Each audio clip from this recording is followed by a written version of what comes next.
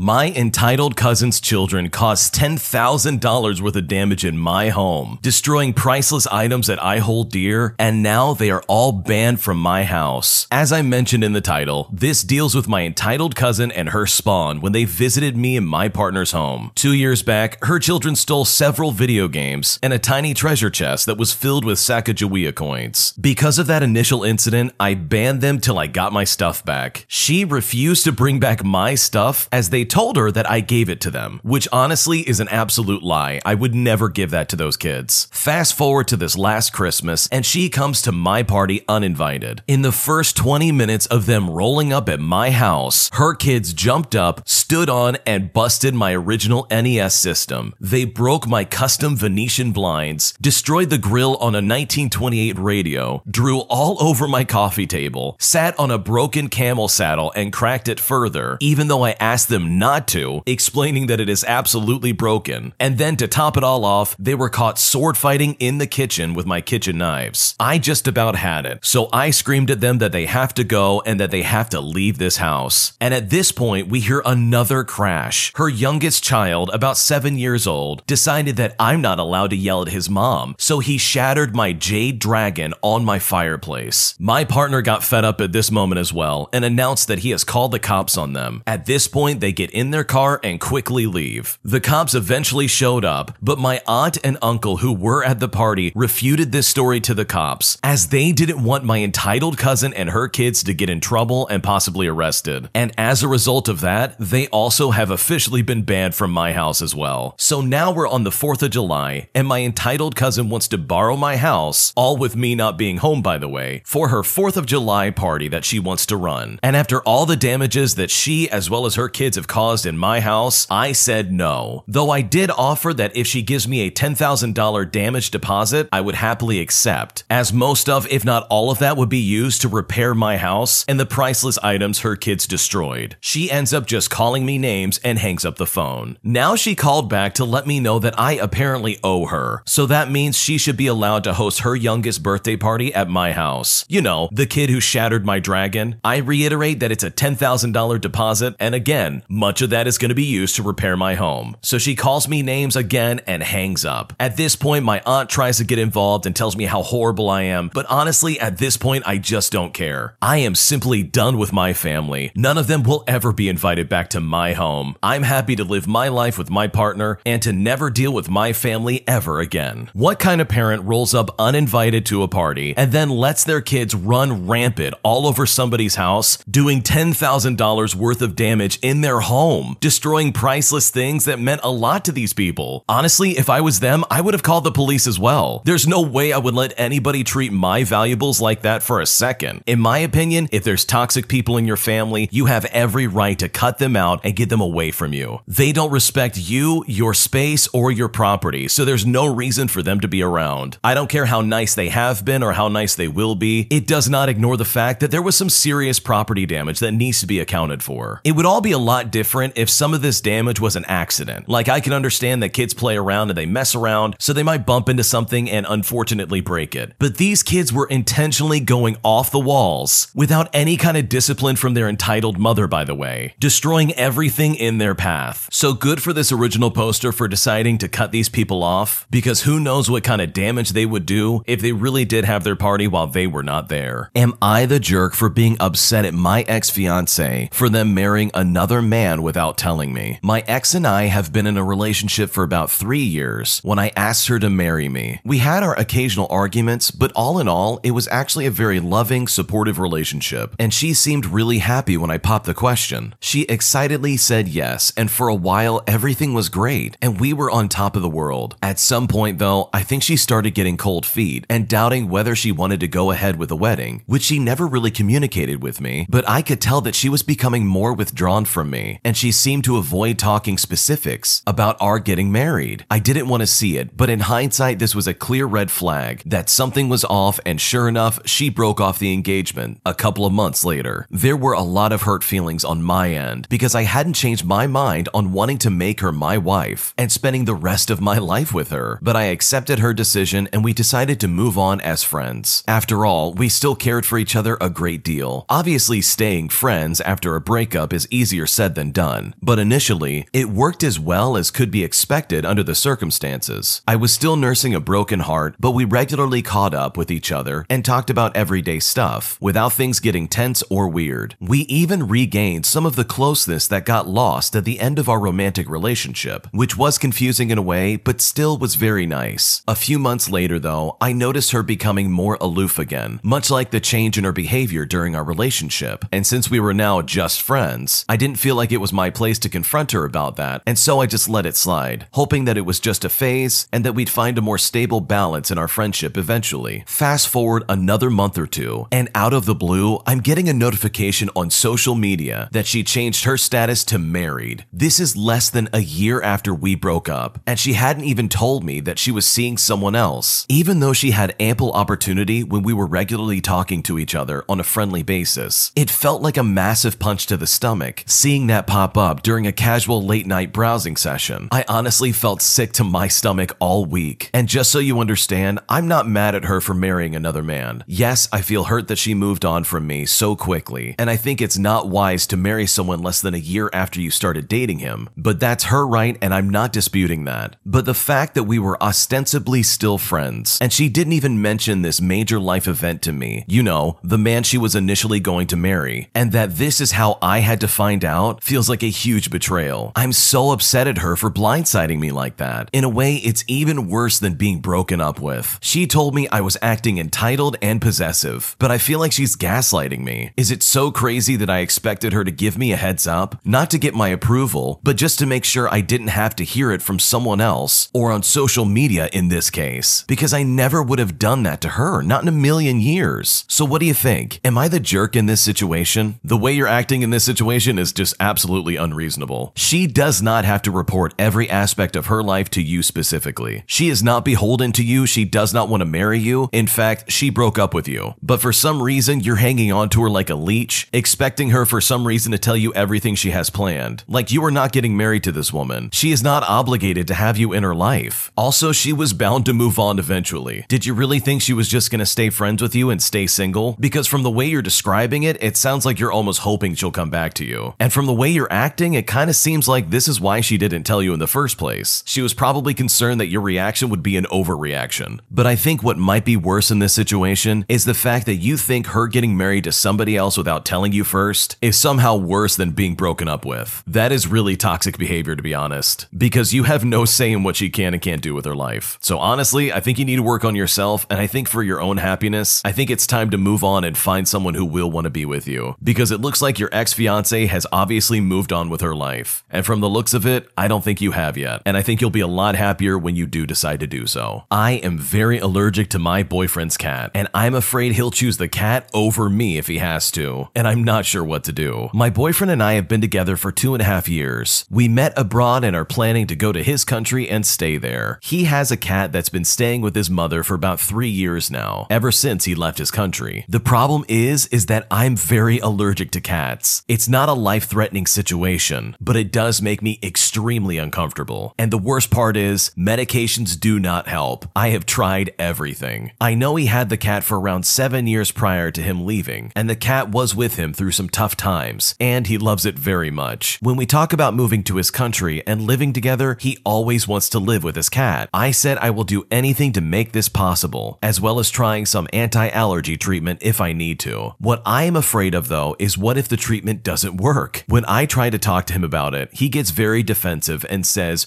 "I'm not giving up the cat or you." But honestly, either me or the cat is going to have to go if these treatments fail. He never reassures me, and I wish he would say that if everything fails, the cat could stay with his mom, as she only lives 5 minutes away. But he never brings up that option. He just keeps repeating that he will not give up his cat. I feel like he cares more about the cat than he does about me, which is really disappointing. I feel like I offer to do all I can, but there is a chance the treatment will fail. He does not want to talk about that possibility, and when I push, he just says that he doesn't want to lose either of us. I don't know what to do. I'm afraid to move to his country, as well as to try the treatment, only to then gamble on if it's gonna work or not. It also makes me so angry that after 2.5 years together, planning our life together as well as a family, I cannot get a reassurance that if everything fails, he will choose me over his cat. I don't know. Should I keep pushing the issue, or should I let it go go and hope that if the time comes, he will choose me over his pet. You are about to move to another country with your significant other under the assumption that he is going to love and protect you, as well as try and keep you in his life. If I was in your shoes and there was any doubt in my mind that my future husband would pick a cat over me, there's no way on earth I would move to that country. I'm not about to uproot my entire life just for my significant other to kick me to the curb for some cat that's probably going to die in 5 years. That is a financial obligation that I am not about to make, all because my significant other isn't giving me a straight answer. So personally, I think you need to have a very serious conversation with your future husband and say, hey, we need to figure this out. If the treatments fail, the cat has to live with your mom. She lives 5 minutes away, so it's not like you wouldn't be able to see the cat. I mean, it's not your fault that you're allergic to the cat, and that it's going to be incredibly uncomfortable to try and live with a cat that you're allergic to. You honestly can't help that, and you're doing everything you can to make things more tolerable. But if the treatments don't work, you need to make sure that your husband isn't going to pick the cat over you. And I honestly, in my opinion, from my perspective, would not move forward with moving to another country until I know for a fact that my future significant other is going to be loyal to me. My husband has cameras installed everywhere, and I'm not sure how to convince him to get rid of them. I am a 23-year-old woman, and I'm originally from Belarus, but I've been living in Warsaw, Poland since I was 16. And that's where I met my husband, Brandon. He's 33 years old, and he's an American who was temporarily living and working in Poland. We met last year and got married at the beginning of this year because his contract was coming to an end, and he would be coming back, and we didn't want to get separated. We were able to move to the United States in June. I was under the impression that Brandon lived in a city. That's what he always talked about. But when we arrived, we were picked up by his father, and we drove over 2 hours to their house. They live in a very rural area with almost nothing around for miles. I don't drive, and I don't even have a driving license. I didn't need it when I lived in Poland because of public transportation, and so I'm not really getting around anywhere. So I have to rely on him, his father, or his stepbrother. I thought it was just a miscommunication, or that we will be moving soon, but Brandon said that this is where we will be living. It's a huge old house that we share with his father and his stepbrother, as well as his uncle. The property is very run down, and they have a farm with farm animals and a place that they butcher them. I want to find work, but because I don't drive, I can't go anywhere, and he didn't like the idea of me getting my driver's license so soon without knowing the country, so he suggested that I just get used to it first. I've been feeling very off about everything, but he dismissed my concerns as culture shock and told me that I would get used to it. I was alone in the house one day and was cleaning up the place when I found a hidden camera. It was very small and not obvious at all, so because of this, I started looking, and I found one more in our bedroom and bathroom, as well as another one in the kitchen, and before I had time to look for more, they came back, so I had to stop. I confronted my husband at night when we were alone in the bedroom, and he told me that the cameras were for security. It's a rural place and we need them for protection apparently. I told him I understood, but I said that it left me feeling very uneasy, especially with them being in the bathroom and the bedroom, and I asked if we could remove them or at least make sure they're not facing the bed and that I would know where they are. And after asking him this, he said absolutely not, saying that we needed cameras where we were living, and basically demanded that I stop snooping around. I told him that I wasn't snooping and that I don't want a camera in the bathroom. He said no one but him and his family has access to it and told me basically to stop worrying about it. And that is when I freaked out and I told him I want them gone right now. In response, he just laughed at me and said they're staying and that's the end of the discussion. And then he left the house to go to a bar. I tried to continue the topic, but he called me emotional and told me to know my place and to stop being an ungrateful jerk. And that honestly hit me very hard. I did only just arrive and am now making demands, and I might be unreasonable here, but how do I convince him to get them removed? Or should I just suck it up and appreciate the new house? What should I do? This sounds incredibly sketchy because no rational person should have cameras in the bathroom or have cameras facing the bed. That's just weird if you ask me. This does not sound like a healthy relationship, and it honestly sounds very dangerous for you in many ways. I personally would not want to stay with somebody who's violating my privacy like that, and to be honest, this is a massive red flag, a dangerous one at that. And the worst part about it is there might be something very serious going on that could put you in a lot of danger. Think about it for a second. He brought you from your home country into a place that you weren't expecting and has cameras set up all over the place that you did not know about. That's like 3 strikes already in my book. If I were you, I would dump this guy as soon as possible, find some way of getting a ride back into town, and get out of there, because this does not sound sound safe, this does not sound like a good relationship, and I really think you can do a lot better than this. My husband is really jealous that my mom keeps buying me things all the time, and I'm not sure what to do about it. So my mom really shows her love by buying things, and she's kind of always done this. She just really loves giving gifts a lot. I sometimes even tell her that it's okay, you don't have to buy us stuff, but she does it anyways because she wants to. Anyway, I can't stop what my mom wants to do. She lives by herself, has hardly anyone in her real life to talk to, and all of her family is in Fiji while she lives in Australia, so she never sees any of her family, and she only talks to her sister on the phone and her best friend from another city. She only has a few friends and hardly sees them, and to top it all off, she's divorced, so my dad and his family don't see her at all ever. My brother does live with her, but he is either out with his friends, with his girlfriend, or at work, so she is lonely a lot of the time. She asks me to hang out all of the time, and I've hung out with her so much in the past couple of years, since I've been back in my hometown. Recently, we have spent a lot of time together, as nothing will be the same anymore because I'm about to give birth within a couple of weeks for the first time. So I have spent a lot of time with my mom, just because I know this time is about to be taken away from me. She has bought me a lot of things, always buying me lunch when we're out, buys me some groceries here and there, and gets me clothes as well. She's not super rich, so she doesn't buy me every single thing I ever need, but she does give me a lot of gifts. She has even made a huge hamper pack with lots of things our baby will need when he's born, and she makes us hampers randomly, sometimes like housewarming gifts, for example. She brings fruit and other food for us when she comes over, and always sends me home with lots of random groceries that she has spare of in her house, and always pays for dinners when I'm going to her place. When we're at the shops, she buys me random things if she has the money, so she is overall a very giving person. My husband's mom has not bought him a single thing since he was 14 years old, and still never brings him even one thing when she visits. She even made him pay for her and his stepdad's food, as well as food for his siblings with his own work money as a teenager, and he had to go buy the groceries himself and cook it. When he moved out, nobody helped him, and he has bought everything for himself. When he started talking to his dad again for a few months, his dad offered to pay for our internet one time, and would have helped him more if he was still here. He did unfortunately pass away. So that's the difference between us. My husband has mentioned that he is jealous when my mom buys me so many things, and he always kind of acts jealous and feels bad, and I just don't know how to not feel guilty. I feel bad for him that his mom doesn't do this for him. I just don't know how to act when my mom buys me things. Today, because the baby is almost here, I didn't have much grocery money, so my mom took me grocery shopping. She has bought lots of things for my husband too, like nice birthday gifts as well as random gifts overall, here and there, and I usually share the snacks and the food my mom makes or gives me with my husband. Sometimes she even pays for his lunches as well. Basically, I just feel more and more guilty because he looks and acts jealous, and I just don't know what to do. It just feels like I can't act happy, and when my mom buys me things, I end up feeling guilty instead, and it's just a cycle on repeat. What should I do? I think your husband really needs to grow up in this situation. This is really ridiculous. He's getting upset that the house is getting food as well as gifts for the baby. Like, it's not your fault your mom is trying to be kind and step in where his mom is clearly lacking. Like, motherly kindness and love is a basic thing, and there's nothing wrong or unusual about you getting gifts or some kind of grocery money or anything in between, especially when you're about to have a baby. Because right now, instead, he's projecting all of his problems on you and making you feel guilty about getting things from your mom, which is just ridiculous. So in my opinion, I would flip the script. I would spin this in a way and say, hey, this is a gift for both of us, and really try to lean into that. But I really would not feel guilty about this situation. You can obviously be sympathetic to his feelings without feeling guilty, because in my opinion, you should not be made to feel guilty about having a happy, healthy relationship with your mother. And honestly, he needs to see that. My partner keeps spending my money that I'm trying to save up, and I just don't know what to do about it. So I am 24 years old, and my partner is 25, and we've been together for 6 years now, and in the last year, she's developed this terrible habit of spending money that isn't hers. It started with rent money. I would give her half of my rent, and she was supposed to add her half and give it to our landlord to pay the rent. About a year ago, she stopped paying the rent and would just go and spend the money I gave her on God knows what. When I found out about it, we had a massive argument, but in the end, the problem got solved and she stopped doing it. A couple months ago, I went to buy something on my credit card and it got declined. I checked my account and the $500 I had on there had been spent, and I obviously freaked out, thinking that somebody had stolen my card. I asked my partner if she had seen it, and she asked me why. I told her, and she explained that she had my card and had indeed spent the money. I was absolutely furious, to be honest. And to be honest, I kinda still am upset. Money's not exactly tight, and she has no reason to steal money from me, especially from my credit card. Then today, I check my savings account because I'm saving up for a business expense, and I look and find out that there's $100 missing from the account. She had taken my card again and spent $50 putting fuel in my truck, with the rest of it being spent on groceries, adding up to about $100. It doesn't sound that bad, but the fact that she took my card without asking, spent my money without asking, and I don't know what groceries she actually bought gives me flashbacks to when she did this the first time, and I just don't trust her now. How do I stop this behavior, or am I being too overprotective of my finances and should just let her do her own thing? What should I do? I think you need to circle back and think about what you just said. She is straight up stealing from you. She is taking your card without your permission and buying stuff that you did not want to spend money on. And that is not okay. Your financial security is absolutely important, and the fact that she is violating that again is a big red flag that you definitely need to address. I think an obvious first step is to discuss this with her once again, saying, hey, you cannot take my money without asking. It would be different if there was some kind of mutual agreement between the two of you where she can use your card and get stuff as she needs it. But it sounds like after the rent fiasco, she's not allowed near your money at all, which in my opinion, based on what you're describing, is probably for the best. If that doesn't go over well, then honestly, you need to cut her off and possibly even think about breaking up with her. Somebody stealing from you is not somebody that you want to be with. And what you're describing right now is straight up stealing, but it sounds like you're being way too passive to do anything about it, which in my opinion is not acceptable. You need to stand up for yourself and say, hey, you cannot take my money like that. And obviously you want to go about this in a way that's not argumentative, but in some way is calm and collective. But I think you need to know what your plan of action is going to be if you do end up breaking up with her, which is honestly your decision. But in my opinion, if I was you, I would not be staying with this woman. She would have unfortunately proven for the last time for me that she cannot be trusted and that she's going to steal my money, which for me personally, I am not okay with. That is not the kind of partner that I would want to put up with. So hopefully this gets worked out. Otherwise, you're going to see more and more money slip out of your account without you noticing. And pretty soon, it's going to get out of control before you realize it. Thanks for watching. When you subscribe, make sure to hit the bell to turn on notifications. To finish listening to all the stories, use the playlist at the top of the description. And the next time you live stream, use the Cream of the Crop music. Search Cream of the Stream on Spotify or whatever platform you use for copyright-free music to use for your next stream.